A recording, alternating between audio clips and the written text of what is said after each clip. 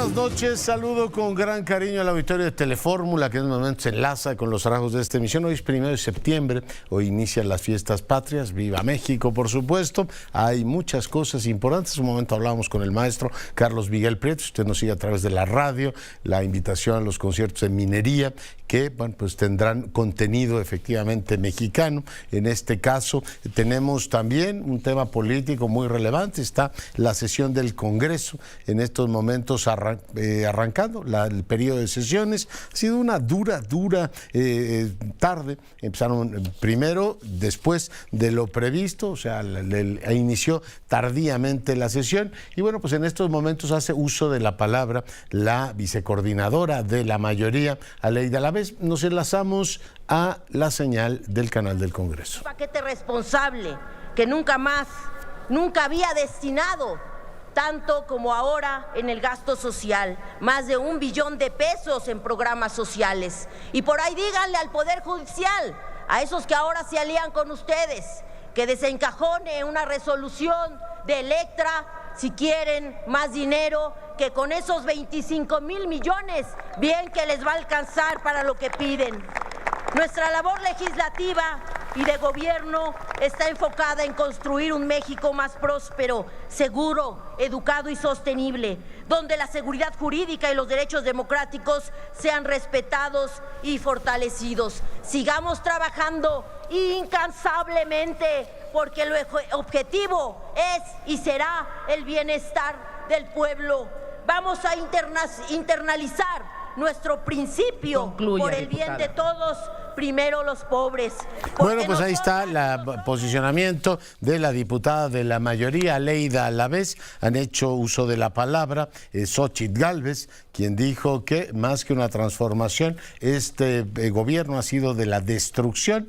Aleida Alavés hace un momento, pues no solamente tuvo duras palabras, llamó corrupta directamente a Xóchitl Gálvez, también hicieron uso de la palabra la diputada Villano, el diputado Bolaños Cacho, senador, el diputado Álvarez Maínez, la senadora Bañuelos por el PT, Luis Espinosa Cházaro por el PRD, la senadora Mora del Partido Encuentro Social y el senador Álvarez y Casa por el Grupo Plural. La secretaria de Gobernación presentó el informe, dijo que no habrá legislación preferente, que es una facultad del presidente. En este caso, el presidente hoy leyó un discurso, entregó un informe diciendo que, entre otras cosas, arranca la refinería de Dos Bocas. También se subió al tren Maya y lo hizo acompañado del gobernador de Jalisco, el gobernador de Yucatán y Bernardo Gómez. Todo una señal, supongo, desde el punto de vista semiótico. Pues el discurso del presidente, en un momento más le presentaré los fragmentos más importantes de lo que él considera es el estado que guarda el país. Un juez ordenó la liberación del ex fiscal de Morelos, Uriel Carmona. También le comento que un juez remite a la Secretaría de Relaciones Exteriores el expediente para la extradición de Ovidio. En los próximos días la diplomacia mexicana tendrá que determinar si lo extradita o no. Y hoy tuvimos un día de perros en materia de vialidad en las autopistas, un bloqueo a la autopista México-Pachuca, generó problemas también en el Arco Norte, una situación ciertamente muy complicada. Le comento que los especialistas consultados por el Banco Central también actualizan su pronóstico de crecimiento, suponen que para el 2023 creceremos 3,04. Vamos a una breve pausa, regresamos en un instante. Le comentaba que la sesión de Congreso General ha estado agitada el día de hoy, duras palabras han intercambiado los grupos parlamentarios. Empezó Álvarez y Casa con un gran discurso, digo, muy bien dado, palabras muy duras, habla de la herencia de un narcoestado militarizado.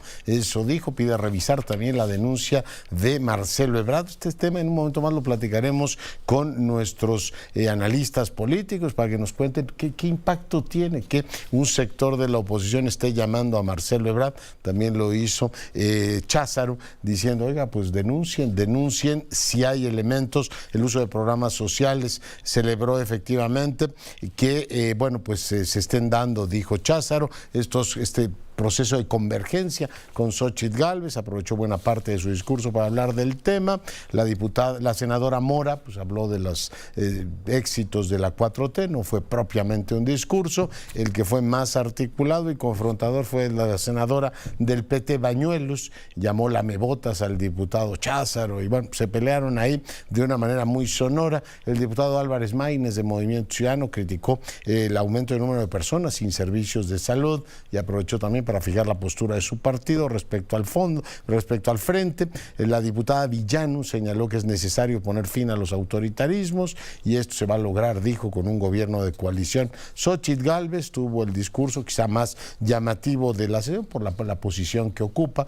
Acaba en este caso de ganar el proceso interno del frente. El domingo será investida como coordinadora del mismo y ya se perfila como precandidata y después candidata del Frente a la Presidencia de la República y un discurso de prácticamente candidatura.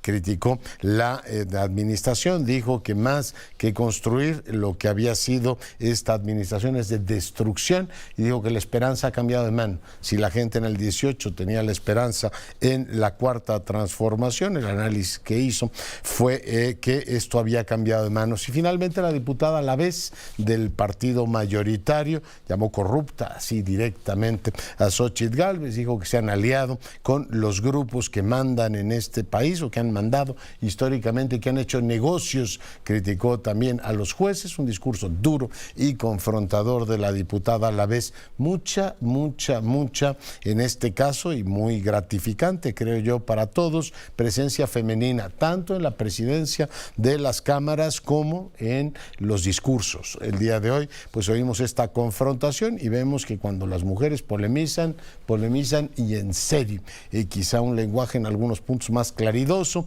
que el de los varones. Y bueno, pues se hablaba de oligarquías y de grupos que durante muchos años han recibido condonaciones fiscales y hoy fue llamativo que el presidente de la República apareciera en el Tren Maya, pues no solamente con dos gobernadores de oposición, estaba Vila y estaba Alfaro, lo acompañaron. También apareció uno de los más poderosos ejecutivos de Televisa, Bernardo Gómez, en la foto que está pues circulando en distintos medios de comunicación. Hizo el presidente su, en este caso, primer recorrido en esta que es, sin lugar a dudas, la obra más importante de su sexenio. Sara Pablo, te saludo.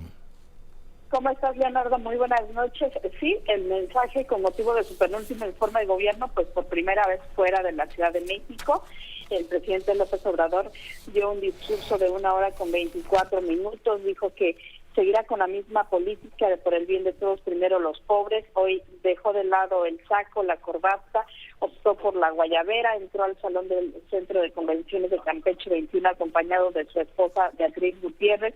Recibió pues una treintena de aplausos, la verdad es que hoy estaban muy aplaudidores, sus invitados, estaban gobernadores, gobernadoras de la 4T, de Morena, también los integrantes de su gabinete, empresarios como Carlos Slim, como Alfonso Romo, Daniel Chávez, Bernardo Gómez de Televisa, y bueno, pues ante ellos el presidente dijo no a la oligarquía. Arriba los de abajo, que no significa necesariamente abajo los de arriba, sino abajo los privilegios. Seguiremos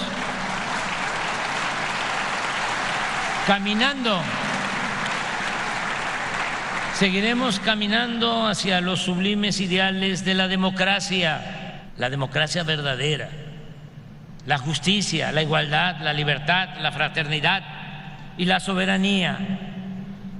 Nada de corrupción, nada de extravagancias, nada, cero autoritarismo, nada de clasismo, nada de racismo, nada de discriminación. Democracia sí, oligarquía no, honestidad sí. Y bueno, pues retomó el tema de los libros de texto y las impugnaciones presentadas por los gobiernos de Coahuila y Chihuahua. Dijo que se trata de un hecho lamentable. Ratificó su intención de presentar una iniciativa de reforma para limpiar el Poder Judicial. Para limpiar al Poder Judicial de complicidades, conflictos de interés, convivencias inconfesables, corrupción y derroche de recursos.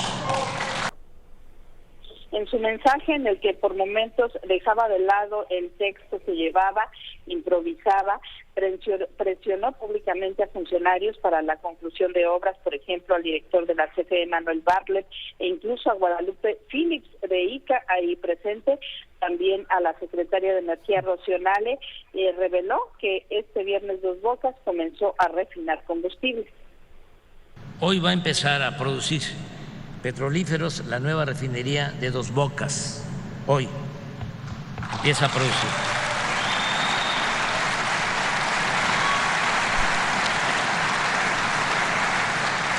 Así es, ¿no, Rocío? Y a finales del año esta refinería estará produciendo un promedio de 290,000 barriles diarios de gasolinas.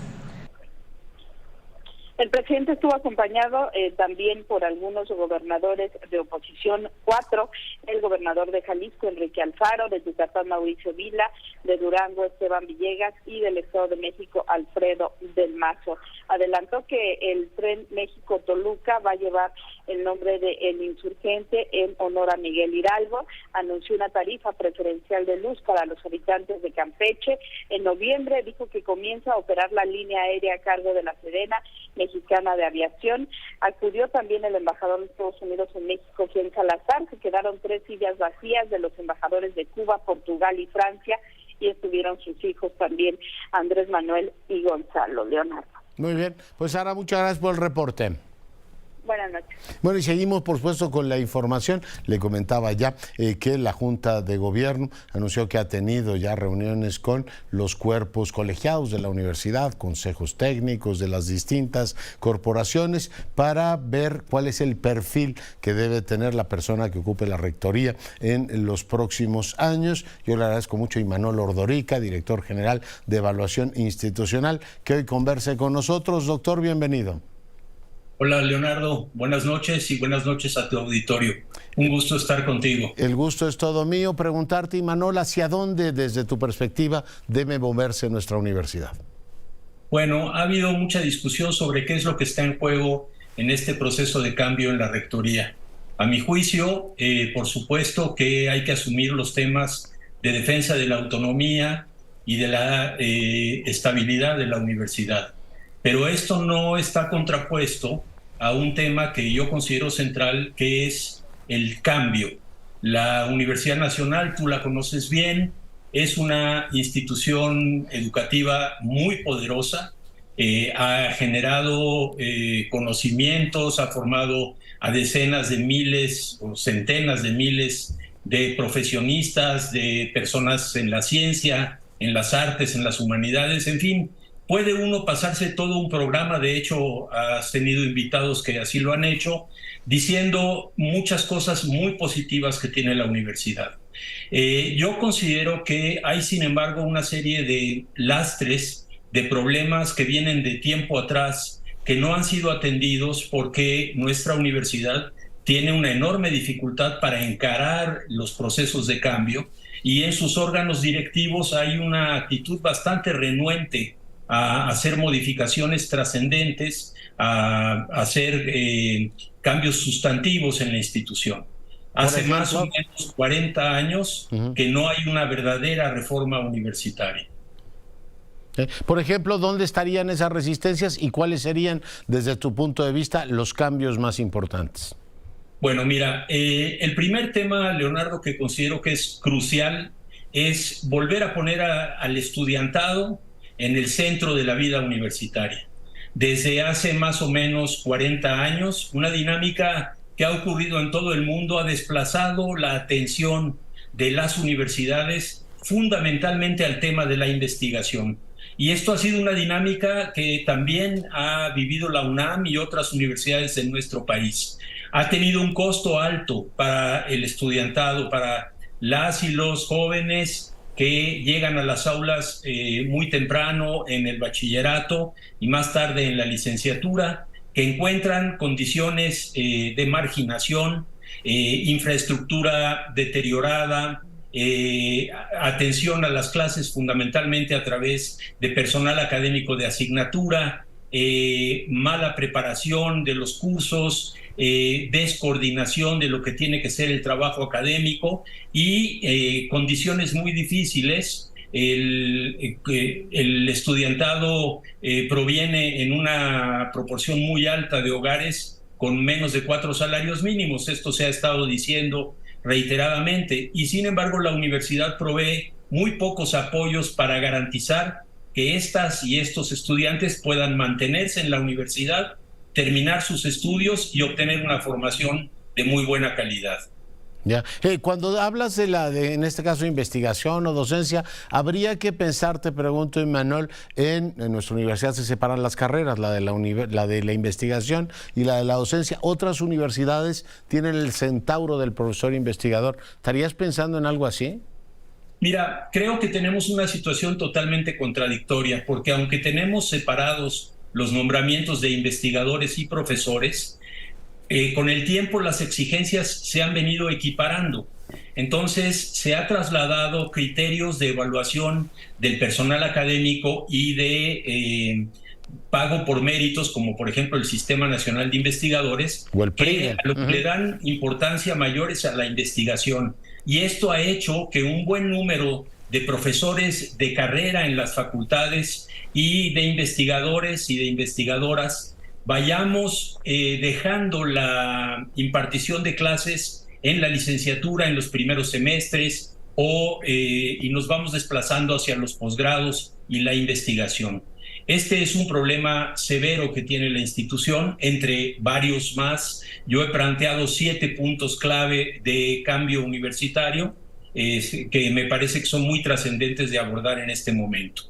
Ya. Sí, hay pues por supuesto todos estos asuntos. ¿Qué otro tema habría que abordar en estos momentos cuando la universidad tiene una exigencia por ampliar su matrícula y los presupuestos, Imanol, han estado pues prácticamente igual que al arranque del sexenio? Bueno, yo creo que tiene que haber primero una expresión pública muy clara de que las expectativas que teníamos de un gobierno que iba a apoyar la educación superior pública no se han cumplido. Incluso normas establecidas en el artículo 3º nuevo, aprobado en 2019, que establecían un transitorio para financiar la obligatoriedad y la gratuidad de la educación superior, tampoco se han cumplido.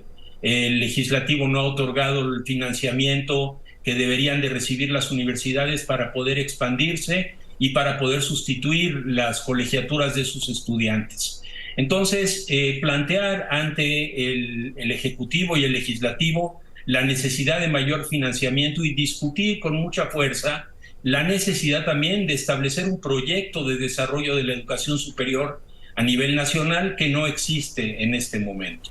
Ahora, desde la universidad, nosotros tenemos que atender una demanda creciente de estudiantes y que pone mucha presión sobre las aulas. Yo creo que también carecemos de un proyecto de largo plazo. Vamos respondiendo casi año con año, aumentando ligeramente los números, sin tener una idea de hasta qué momento vamos a crecer y en dónde lo vamos a hacer. Yo tengo una propuesta muy clara en el sentido de que es necesario aprovechar las sedes foráneas, en fin, las que están en los estados de Yucatán, de Michoacán, Guanajuato, Oaxaca, que se va a inaugurar, y en esos estados en donde tenemos licenciaturas muy pequeñas, muy nuevas, que están atendiendo a poblaciones muy reducidas, es importante establecer acuerdos con las universidades públicas de esas entidades federativas y poder establecer las carreras de más alta demanda, como son Derecho, Psicología y otras similares. Comprendo. Imanol, finalmente preguntarte, hace algunos días habías comentado que el piso no estaba parejo, que había resistencias por parte de algunas estructuras de la universidad. ¿Se está emparejando el piso? ¿Cómo ves el contexto? Mira, yo creo que hay una intención, no me cabe duda que el rector Graue tiene la mejor intención de que este proceso se dé con un piso parejo. Pero hay inercias de las que hablábamos que ya no nos va a dar tiempo de comentar, en donde los directivos o directivas de entidades académicas son reacias a abrir los espacios de sus entidades para que se puedan presentar las candidaturas, presionan al personal académico, incluso a estudiantes, a firmar cartas en apoyo de tal o cual candidato. En fin, son problemas que han ocurrido en la universidad históricamente y que se siguen repitiendo y que solamente se pueden resolver en la medida que haya una participación muy, muy amplia de la comunidad y que hubiera sensibilidad realmente a escuchar, no a los cuerpos organizados, colegiados, que siempre tienen capacidad de estar incidiendo en la toma de decisiones de la universidad, sino a las comunidades de los colegios de ciencias y humanidades que están lejos de Ciudad Universitaria, las comunidades de las facultades de estudios superiores, a las que tradicionalmente se les pone muy poca atención. Incluso las comunidades estudiantiles y magisteriales de Ciudad Universitaria no son parte, en su gran mayoría, de los grupos que tienen acceso a la toma de decisiones y a la presión sobre la Junta de Gobierno para ir en una u otra dirección. Comprendo. Pues doctor Ordorica, te agradezco muchísimo que hayas estado esta noche con nosotros. Gracias, Leonardo, estaremos en contacto. Gracias. Imanol Ordorica, director de Evaluación Institucional, aspirante, por supuesto, a ocupar la posición de rector. Y bueno, pues le he comentado y lo hemos documentado, hemos tenido una sesión de congreso, de apertura del periodo de sesiones muy, digamos, enfático en términos de lo que es el discurso político, ya todo impregnado por la candidatura de Xóchitl Gálvez, que fue como la gran protagonista el día de hoy, tanto por los apoyos que recibió como por el durísimo discurso de Aleida Alavés, que la llamó directamente corrupta, sí, directamente en la principal, la máxima tribuna del país. Y así están las cosas. Por el lado del frente ya está la candidata, ahora pues en Morena están ocurriendo las cosas que, como le decía, hay que ver con muchísimo detalle por las señales políticas que van efectivamente en estos momentos dándose a conocer. Yo le agradezco mucho, como todos los viernes, a Renata Turrent que platique con nosotros. Renata, ¿cómo estás? Hola, querido doctor Curcio, qué gusto estar contigo y con tu auditorio como todos los viernes. Oye, pues tema hoy muy turbulento, ¿no? Informe del presidente, sesión de Congreso, muchas acusaciones y por supuesto el destape ya de Xóchitl Gálvez, que cambia el paisaje político. ¿Cómo estás viendo el proceso en Morena? Ha habido ahí algunas inconformidades, pero siguen encuestando en estos momentos en todo el territorio. Renata. Siguen encuestando y creo que eso es importante, el hecho de que los precandidatos, los aspirantes sigan en la contienda, todos sin ninguna declinación. A mí me parece que al final de cuentas fortalecerá el procedimiento y a quien salga ganadora del lado de Morena. A mí esta semana me ha parecido un poco irónico que el Frente había calificado el proceso de Morena como un dedazo del presidente y al final pues acabó eligiendo a su candidata por parte de una cúpula de partidos políticos, probablemente el PRI y el PAN mayoritariamente. Y bueno, creo que el Frente no logra seguir, no lo creo, claramente no logró seguir su proceso, su propio proceso, se rajó a hacer la consulta. Y creo que hay tres hipótesis por ahí que son interesantes, que ahorita vinculo un poco con lo de Morena. Las tres hipótesis como más habladas es la que pues que no tenían capacidad institucional de llevar a cabo la consulta, o que Morena iba a infiltrarse, ¿no? Y estas dos me parecen inverosímiles porque pues si así hubiera sido, habría habido un enorme despliegue de comunicación para explicar y demostrar que esa había sido la razón y así cuidar el proceso y que no se viera lastimado. Claro. A mí me parece mucho más probable que hubo cierto miedo a la incertidumbre que el PRI pudiera movilizar y creo que esto habría desemboçado en Renata, yo estoy de acuerdo con tu interpretación, pero te pongo otra, a ver si tú estás de acuerdo conmigo. O que buena parte de las firmas a lo mejor fueron inconsistentes, ¿no? Nos hablaban de millones de firmas y después, no sé si el domingo, una vez que se desplegara la consulta, dijeron, oiga, ¿y dónde están los millones de ciudadanos que se supone entregaron las firmas? En fin, alguna inconsistencia ahí entre la plataforma que recibió las firmas y la realidad, Renata. Absolutamente, y que incluso si las firmas hubieran sido correctas o no hubiera habido alguna discrepancia, pues no es lo mismo que un partido político pueda movilizar a sus bases que tenían el PRI. Recordemos que los datos que muestran es que el PRI tiene más movilización de partidista en esta recolección de firmas, y que ese voto o esas firmas ciudadanas pues no necesariamente se pueden movilizar tan fácil, y ahí pudo haber habido algún tipo de miedo. Oye, algunas fuentes dicen que a lo mejor hasta 600,000 de las firmas del PRI eran inconsistentes, Renata. Y eso no lo vamos a poder saber, ¿no? A mí me parece que justamente el hecho de que se haya cancelado, creo que en primer lugar nos hubiera podido dar un primer ejercicio de algo cercano a una consulta, a una primaria que no tenemos en nuestro país.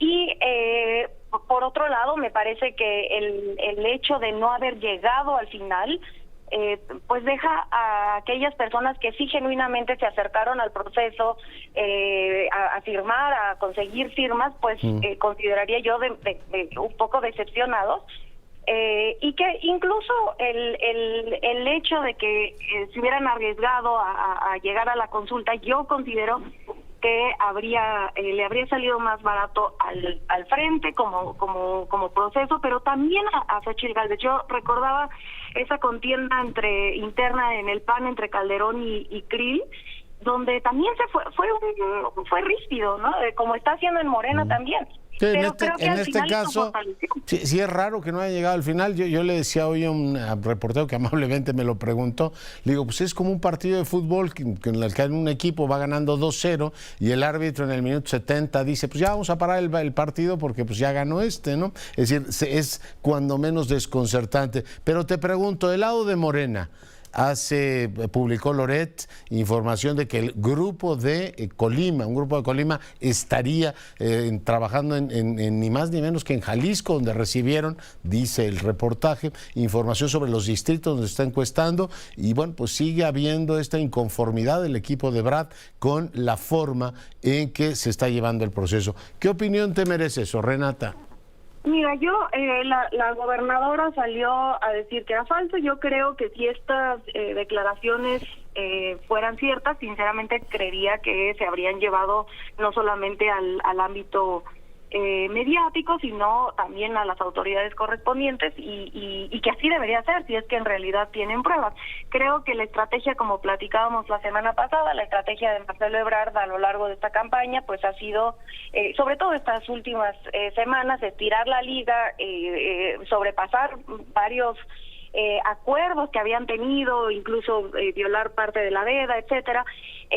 Un poco como esa estrategia mediática que, insisto, también decía la semana pasada, me parece irresponsable, y que el resto de los aspirantes, en específico Noroña, que ha sido como muy vocal al respecto, de pues que si los números no le dan ninguna encuesta seria, pues hay que también saber perder y respetar el proceso. Un poco ese era mi vínculo, ¿no? Imaginemos que en este momento Mario Delgado estuviera bajando a Marcelo Ebrard, porque no hay ninguna encuesta que le dé ni siquiera un empate, ¿no? O sea, no hay ninguna encuesta que esté más lejos de 8 puntos. La de Rubrum, sí, ¿no? Exacto, más que la de Rubrum, pero que es una robotizada que no tiene ningún rigor metodológico, y el escándalo que sería, y con justa razón, que se estuviera bajando, como tú bien dices, ¿no? El hecho de que no haya terminado el proceso y se termine un proceso tajantemente, pues te habla ahí de problemas. Pero nos queda un minuto y te tengo que preguntar, o sea, ¿tú te imaginas que la semana próxima va a haber retrato de familia, todos sonriendo en Morena y diciendo el proceso fue impecable y todos nos cuadramos con Claudia Sheinbaum y el presidente le da la Excalibur, el famoso bastón de mando, bueno, la espada fundante del rey Arturo, digo yo, el bastón de mando y a otra cosa mariposa, Renata?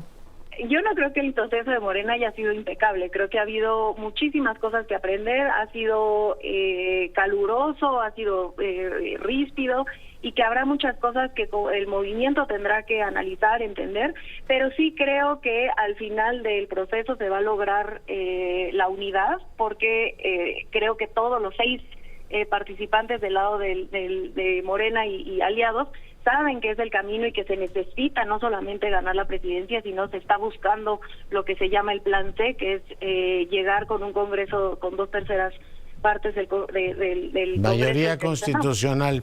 Bueno, pues lo veremos, Renata. Te agradezco muchísimo que hayas estado esta noche con nosotros. Ya lo platicaremos con emoción el próximo viernes. Te mando un gran abrazo y a toda la auditoría. Yo te mando dos. Vamos a hacer una breve pausa. Al volver, el diputado López Casarín platicará con usted. Volvemos. Pues uso la música. Hace un ratito hablábamos con el maestro Prieto, los conciertos mexicanos. En este mes patrio. Vamos ahora con el diputado López Casarín. Él estuvo en la primera línea de la noticia.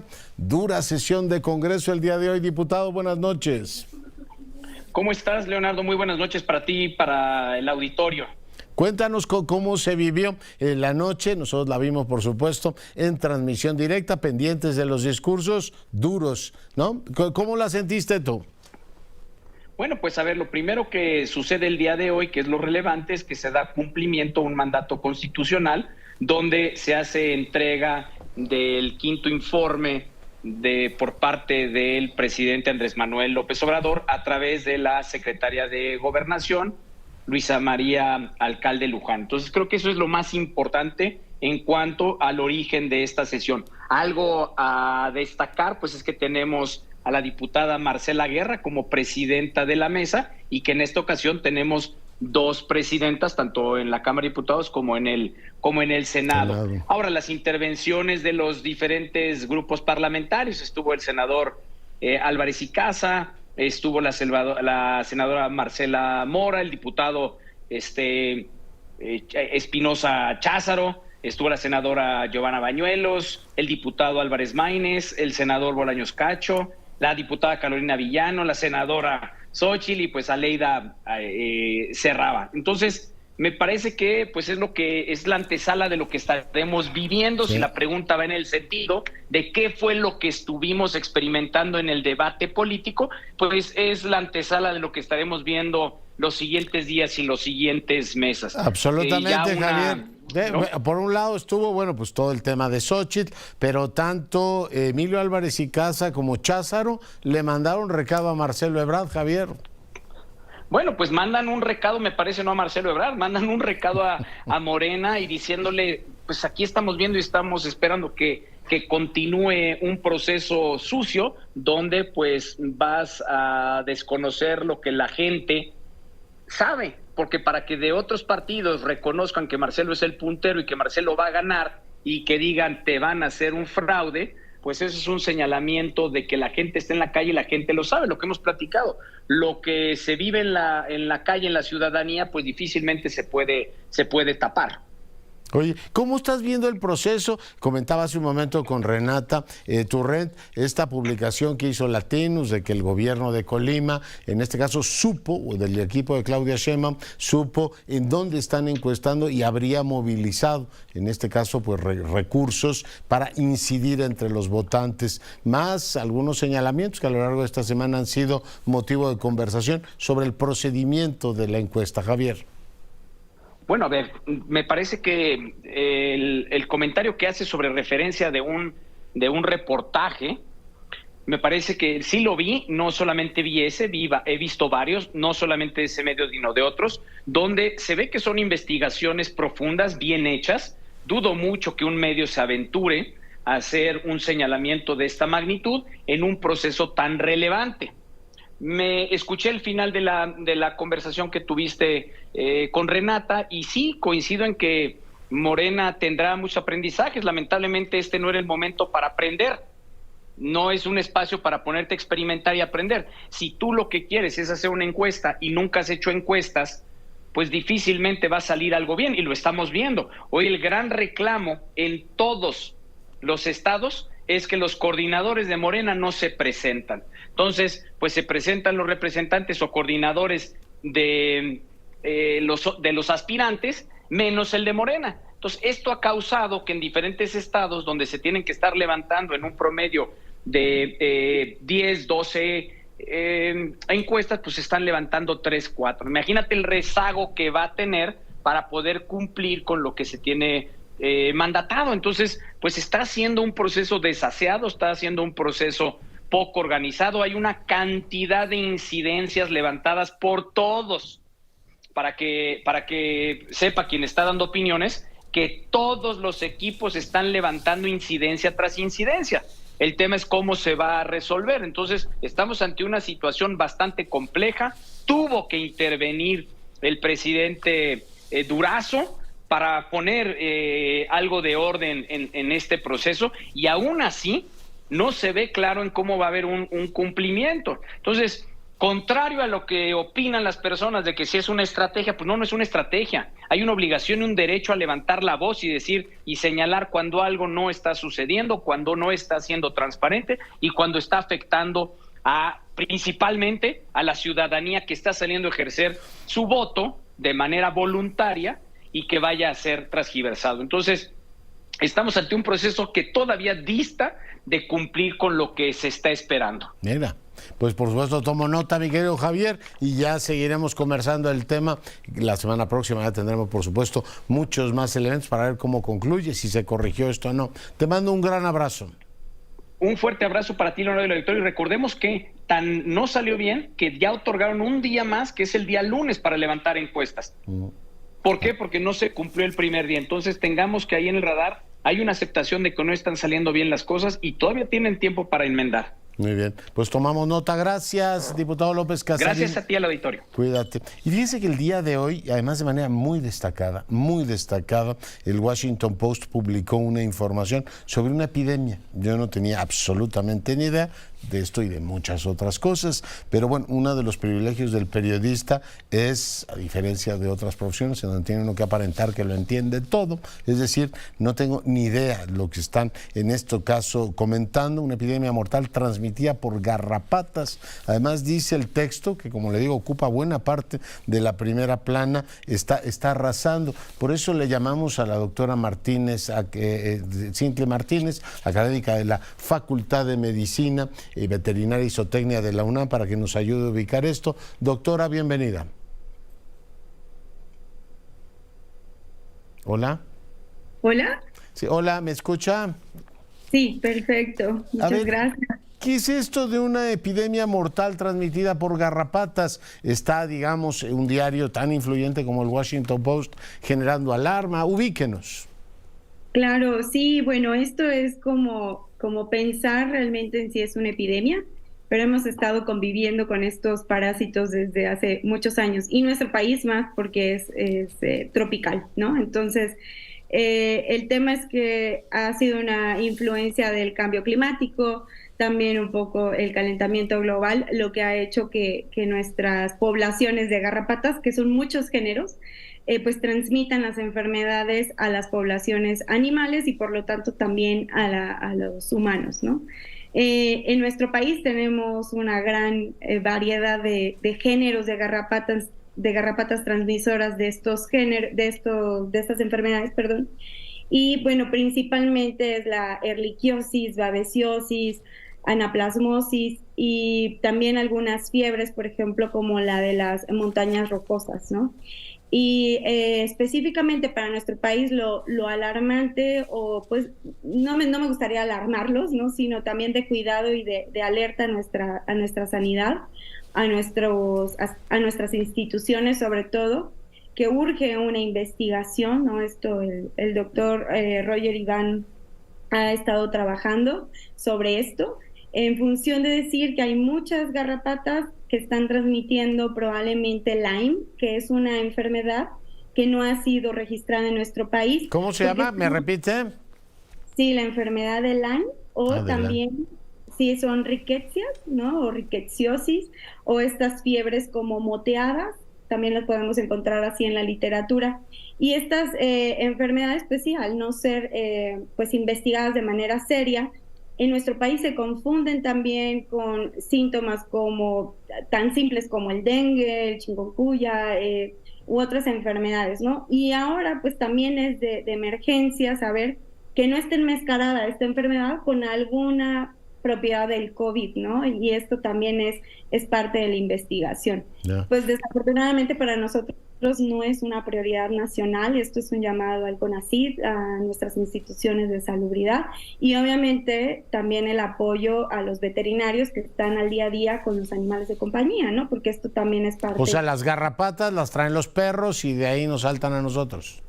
Pues sí, de alguna manera pudiéramos decir que hay géneros de garrapatas que van a estar transmitiendo estas enfermedades, pero también no hay que olvidar que puedan ser borregos, cabras, bovinos, caballos también, ¿no? Entonces están en animales, normalmente son mamíferos, pero también pueden estar en reptiles.